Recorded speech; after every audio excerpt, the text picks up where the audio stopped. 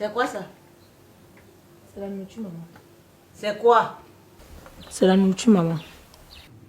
Et tu n'avais pas assez d'argent pour mettre autre chose dans le plat que ces petits états-là?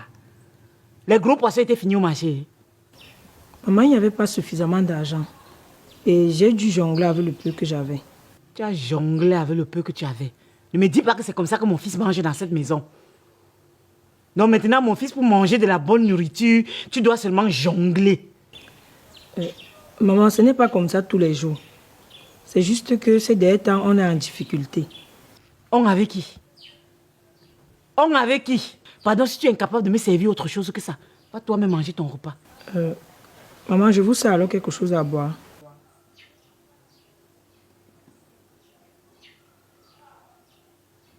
Si tu n'as pas pu me servir quelque chose de bien plus intéressant à manger, c'est à boire que tu vas me servir. Hein? Tu as le chivas? Non, maman. Tu as le Dom Pérignon? Non. Tu vas alors me servir quoi à boire? L'eau me suffit, puisque c'est ton niveau. C'est tout ce que tu peux donner à ta belle-mère qui vient te rendre visite.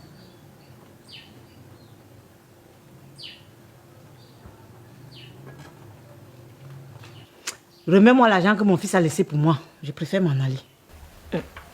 Vous parlez de quel argent, maman? Aruna ne m'a rien laissé en sortant. Comment ça, il n'a rien laissé? Je l'ai appelé ce matin. Il m'a dit qu'il allait te laisser de l'argent pour moi avant de sortir. Sûrement, il aurait oublié, maman. Et même si ce n'était pas le cas, je ne pense pas qu'Aruna ait assez d'argent pour vous donner quoi que ce soit. Tu es dans sa poche. Comment tu peux savoir qu'il n'a pas suffisamment d'argent? Tu es dans sa poche. Dis plutôt qu'il t'en a parlé et tu as tout fait pour le convaincre de ne rien me donner. Vous les belles filles là, pourquoi vous êtes mauvaises comme ça? Tout ça parce que tu vas aller donner à ta mère. Maman, ce n'est pas ça. Si mon mari avait de l'argent, c'est que... Il en a, Laura. Ton mari en a. Sinon, explique-moi comment vous avez fait pour déposer 3000 papins sur votre terrain qui est là-bas à Dorpom. Vous n'avez pas déposé 3000 papins sur votre terrain à Dorpom. Sans compter la nouvelle télévision que vous avez achetée. Je suis passé l'autre jour devant la maison de ta mère. J'ai vu qu'elle a refait la peinture, elle a mis les carreaux partout. C'était avec quel argent? Si ce n'était pas l'argent de mon fils. Maintenant, vous voulez m'empêcher de manger ma part. Laura, méfie-toi de moi. Tu n'étais pas là quand je souffrais à la maternité pour donner naissance à mon fils. Tu n'as pas transpiré sur la table avec moi. Maman, c'est mieux de se calmer. Tellement il fait chaud. Et continuer à bavarder là, ça ne doit pas nous aider. C'est mieux de l'attendre, puisqu'il va rentrer d'ici peu. Donc maintenant, je bavarde. Laura, maintenant, je bavarde. Je te fatigue avec mon bavardage au point où il faut que je me taise. Tu me demandes de me taire parce que je te fatigue avec mon bavardage. Laura, si tu pouvais imaginer la souffrance, si tu pouvais imaginer la douleur que j'ai eue au dos, quand il m'a fallu porter un fagot de bois, grimper une colline de près d'1 kilomètre pour aller donner chez ta grand-mère pendant que je te dotais, tu ne me parlerais pas sur ce ton. Fille ingrate. Maman, je n'ai pas voulu vous traiter de bavarde. Je voulais juste vous demander d'économiser votre souffle. Maintenant, il faut que j'économise mon souffle parce que je suis déjà au chapitre de la mort. On t'a dit que bientôt je vais mourir. On va convoquer la réunion familiale pour résoudre ça. Tu me traites de menteuse. Mon fils te donne l'argent, tu retiens. Maintenant, tu veux précipiter ma mort en me demandant d'économiser mon souffle. Donc tu sais ce que tu avais mis dans ton repas. Je suis sûre qu'il y avait le poison dedans, Laura. Dieu merci, je n'en ai pas mangé. Rien que l'odeur de ça que j'ai humé là. Bientôt, je vais commencer à tomber comme quelqu'un qui a eu l'épilepsie ici là. Maman, vous savez bien que ce que vous dites n'est pas vrai. Je n'ai jamais voulu vous empoisonner. Hein? Tu me traites maintenant de menteuse. Hein? Tu veux dire que tu n'as pas voulu ma mort? Tu ne m'as pas traité de menteuse, Laura. Ton fils laisse de l'argent pour moi. Tu viens me dire que non, il n'a carrément rien laissé. Parce que tu veux cotiser pour aller donner à ta mère. J'attends mon fils ici. Maintenant, tu me tournes le dos. Tu parles que j'ai fini de parler. Reviens te tenir ici. Tu dois me laisser finir de dire ce que j'ai à dire avant de partir. Tu parles que j'ai fini. Maman, j'ai pas voulu vous tourner le dos. C'est que tout ce que je dis, vous retournez ça contre moi et j'ai préféré me taire. Préfère te taire. Je viens chez toi, tu me traites de menteuse. Tout ça parce que je viens réclamer ce que mon fils a laissé pour moi. Pardon, quitte devant mes yeux.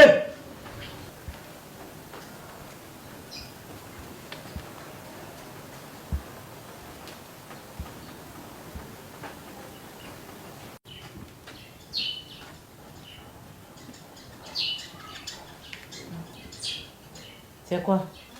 C'est l'argent, maman. C'est combien? C'est 50 000, maman. Tu as pris où? Maman, c'est un argent que nous gardons à la maison pour les urgences. Et comme mon mari vous a promis de l'argent, je pense que ça peut vous aider. Laura, tu me prends pour une idiote. Tu me prends pour une bête. Donc mon fils avait laissé de l'argent pour moi et tu as voulu me faire croire qu'il n'a rien laissé. Vous les belles filles là, vous êtes mauvaises, hein? Vous êtes mauvaises. Maman. Maman quoi? Maman quoi? Tu m'as d'abord dit tout à l'heure que mon fils n'avait rien laissé, non? Maintenant, tu me sors 50 000. Je parie que l'argent, c'était au moins 300 000 et que tu as coupé tout ça pour aller donner à ta mère. Parce que tu ne veux pas que je puisse jouir de l'argent de mon fils. De toutes les façons, je ne discute rien avec toi. J'attends mon fils ici. Tu vas chercher les 250 000 jusqu'à compléter sur l'argent là. Mais maman...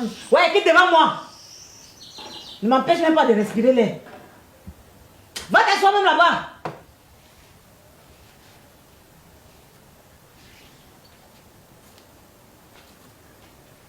On en foutait qui ici? C'est de qui qu'on parle d'enfoutement? J'espère que ce n'est pas ma fille qu'on est en train de mettre au tribunal comme ça. Hein? D'autres chopés. On parle d'enfoutement à qui? C'est à toi qu'on s'adresse? Bonne arrivée, maman. Maman, calme-toi et viens t'asseoir. Il faut qu'on apprenne à discuter et résoudre nos problèmes en personne civilisée. Quoi? Tu appelles quoi civilisé? Ça là? C'est ça que tu appelles civilisé?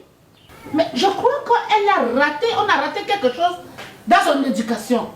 Depuis qu'on a sorti du village et venu l'amener ici, mais elle ne fait même pas l'effort de devenir.